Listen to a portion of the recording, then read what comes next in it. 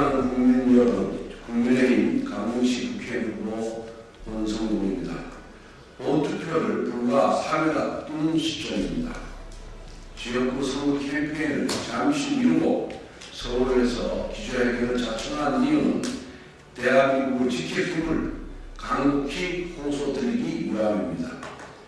현재 총선 판세가 심상치 않습니다.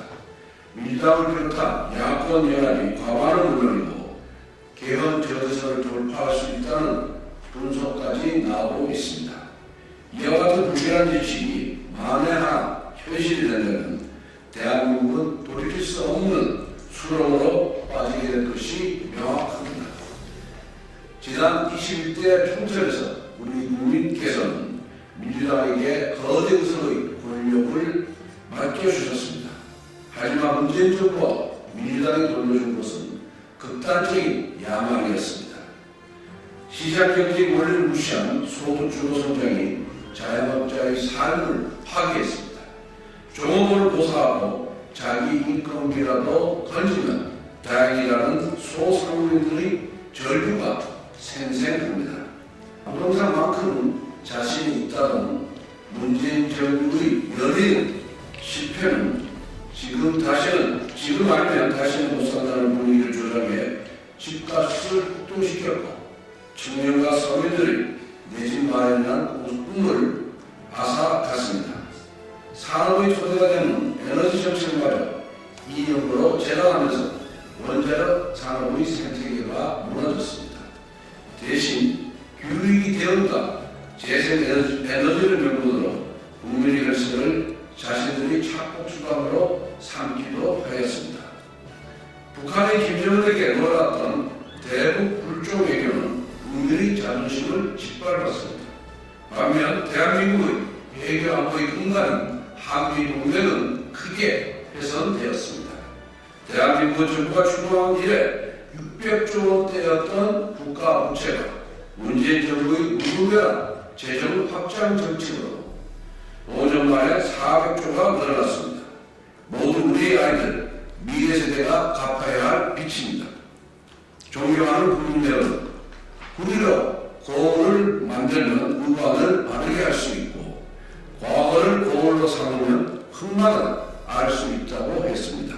제가 지난 문재인 정부와 민주당의 패배를 언급한 이유는 이들이 절대 권력을 쥐었을 때 똑같은 폭정을 반복할 것이기 때문입니다. 또한 이러한 폭정은 국민의 고통이 될 것이 명확하기 때문입니다. 오늘날 이재명 민주당, 조국의 비례정당, 통진당의 구신 진보당은 헌정사상 미래를 찾을 수 없는 극단주의 세력입니다. 이들이 국회에서 과반 이상 의석을 차지한다면 대한민국은 전례 없는 극단의 시대로 들어서게 됩니다. 민주당 이재명 대표와 조국혁신당의 조국 대표는 정치를 하는 목적이 똑같습니다. 첫째, 국회의 불체포 특권을 악용하여 자신의 죄악을 방탄하기 위함이고, 두 번째는 사적 복수의 수단으로 정치를 활용하기 위함입니다. 이러한 전당대표협회 좋은 후보들이 모일 수 없습니다. 지금 민주당 후보들의 면면을 보십시오. 어떤 후보는 새마을금고에서 땅 1억으로 불법 대출을 받아 고액의 주택을 매수하였습니다.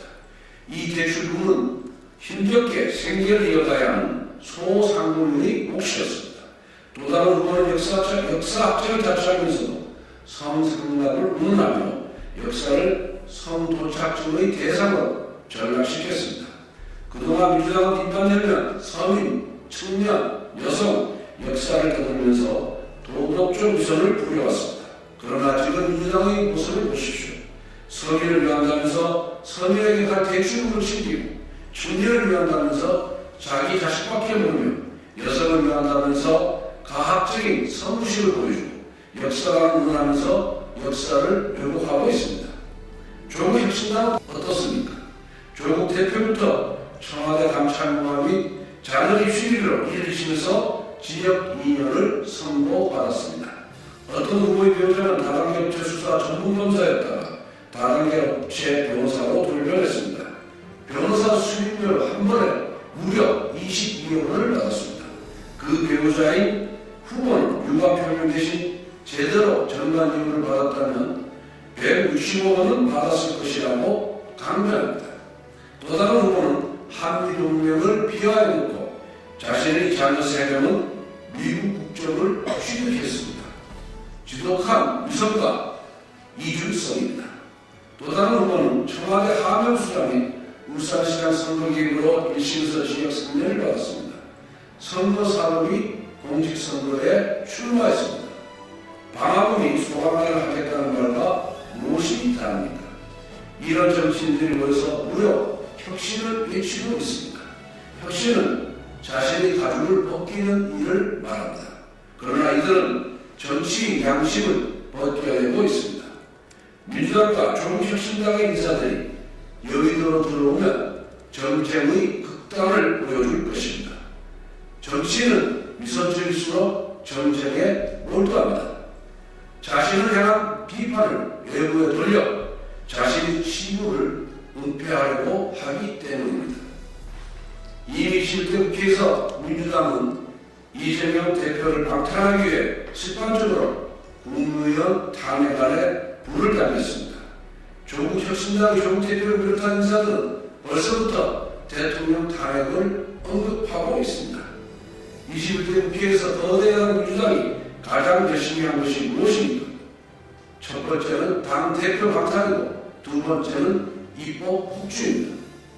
방송제작법 보상봉투법을 보십시오.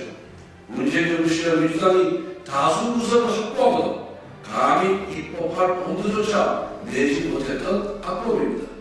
그런데 전국 교체가 되자마자 민주당이 야당이 되자마자 수많은 악법을 날치기로 통과시켰습니다. 그 이유가 무엇이겠습니까? 국가적 피해가 분명한 악법도 정쟁을 위한 불쏘시개로 활용하겠다는 의지입니다. 이처럼 야당이 전쟁의 파상기를 펴는 와중에도 정부 여당은 힘겹게 국가 정상화를 위한 노력을 게을리하지 않았습니다. 굴욕적인 대북 정책에서 한미동맹 강화로 전환하였습니다. 망국적인 탈원전 정책을 폐기하고 원전 생태계를 복원하고 있습니다. 노조의 불법과 폭력이 난무했던 사회 현장에 법치주의를 바로 세웠습니다. 편향적 시민단체로 흘러갔던 혈세 낭비를 줄이고 있습니다.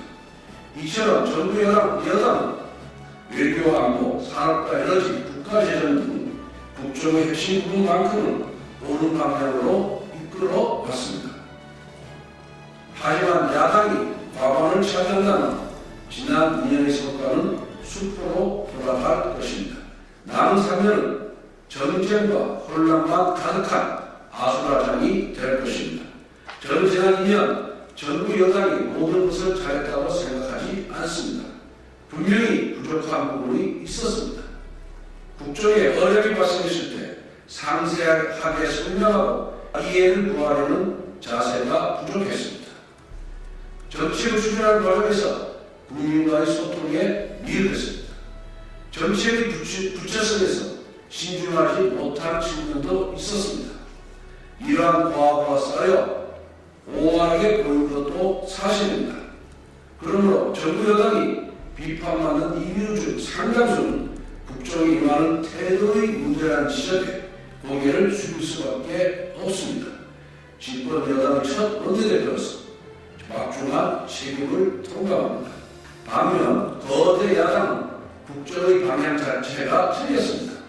자유민주주의, 시장경제, 한미동맹, 법치주의처럼 대한민국을 번영으로 이끌었던 상식적인 가치를 추구하지 않습니다. 이것은 이미 지난 문재인 정부에서 겪은 바입니다. 더구나 민주당은 이번 총선에서 진보당과 선거연합을 하였습니다. 통진당의 후배들에게 간판을 빌려주었습니다. 제1야당이 종북 세력의 트로이 문화로 전락한 것입니다. 통합정당이 어떤 정당입니까? 헌법재판소에서 해상 결정을 받은 정당입니다. 진보당처럼 극단적인 이념을 신봉하는 세력이 국회에 진출한다면 그 자체로 안보의 위협이 될 것입니다. 존경하는 국민 여러분, 정부 여당이 태도에 문제가 있다면 현재의 야당은 방향 자체가 틀렸습니다. 다소 부족한 사람과 동행할 수는 있어도 목적지가 다른 사람과는 동행할 수가 없습니다.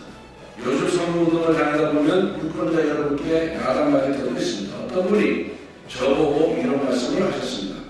지금 대한민국은 절벽을 향해 달려가는 열차와 같은데 여야는 좌석을 더 받겠다고 싸우고 있다고 했습니다.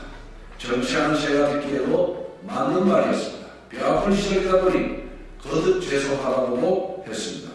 그러나 국민의힘은 절벽을 향해 달리는 열차를 멈춰버리고 적어도 속도는 줄여보려고 노력하는 중입니다. 정권 교체 이후 정부 여당은 노동, 연금, 교육, 의료 등 여러 분야의 개혁을 하도록 꺼내들었습니다. 이것은 수많은 이해관계를 조정하는 일입니다. 많은 이해 당사자들로부터 비판을 받고 있습니다. 솔직히 말씀드려 선거에 도움이 되지 않는 주제들입니다. 하지만 정부 여당은 정치적인 불이익을 감수하고 개혁에 착수했습니다. 선거 때 표를 받으려고 하는 일이 아닙니다. 미래를 대비하기 위해 하는 것입니다. 반면 지난 문재인 정부와 민주당은 국정 전반을 철저히 정치공학, 선거공학으로 접근했습니다. 경능성 복지와 재정 확대에는 전념하면서 조금이라도 표가 떨어질 것 같은 국가 관여는 손도 대지 않았습니다. 그 결과 대한민국의 미래를 준비해야 하는 5년이라는 시간을 허비하고 말았습니다. 국민 눈높이에서 우리 국민의힘이 부족해 보일 수 있습니다. 그러나 국가적 과제를 외면한 적은 없습니다. 만약 야당이 과반상을 차지한다면 국가적 미래가 담긴 국정과제는 해결커녕 시작도 못하고 말 것입니다. 존경하는 국민 여러분, 현재 민주당을 비롯한 야당 세력은 극단주의자들의 연합체입니다. 위선의 극단, 정쟁의 극단, 이념의 극단입니다. 이들이 국회 다수 세력이 된다면 오직 당량만 계산하며 온갖 악법을 날치기로 통과시키는 것은 물론 대통령 탄핵까지 실행할 것입니다. 이들이 만들어갈 시대는 다름 아닌 극단의 시대인 것입니다. 존경하는 국민 여러분, 극단주의 세력을 막을 수 있는 현실적 대안은 오직 국민의힘밖에 없습니다. 극단주의 세력에 맞서 미래를 준비할 수 있는 현실적 대안 역시 국민의힘밖에 없습니다. 2030년이 되면 인구 위기가 본격화됩니다. 교육, 병역, 연금 부분의 위기가 가속화될 것입니다. 문재인 정부는 5년 내내 선거공학에만 몰두하다가 미래를 보겠습니다. 정부 여당은 지난 2년 동안 민주당의 의회 독재 때문에 제대로 일할 기회조차 갖지 못했습니다. 이번 총선에서 민주당이 또다시 과반을 차지한다면 앞으로 3년 동안 의회를 장악하고 과거의 폭로를 반복할 것입니다. 그렇게 되면 문재인 정부 5년, 윤석열 정부 5년, 또 10년 동안 대한민국은 허송세월을 보내게 될 것입니다. 국가적으로 크나큰 불행이자 재난입니다. 존경하는 국민 여러분, 우리는 선택해야 합니다. 다가오는 위기에 눈을 감고 미래를 포기한 민주당이 아니면 위기를 직시하고 미래를 준비하는 국민의힘이냐, 둘 중 하나를 선택해야 합니다. 절박한 마음으로 호소드립니다. 저희 국민의힘 손을 꼭 잡아 주십시오. 대한민국을 지킬 수 있는 최소한의 힘을, 미래를 준비하는 최소한의 힘을 저희 국민의힘에게 원해주십시오. 다시 한번 간곡히 국민 여러분께 부탁드립니다. 감사합니다.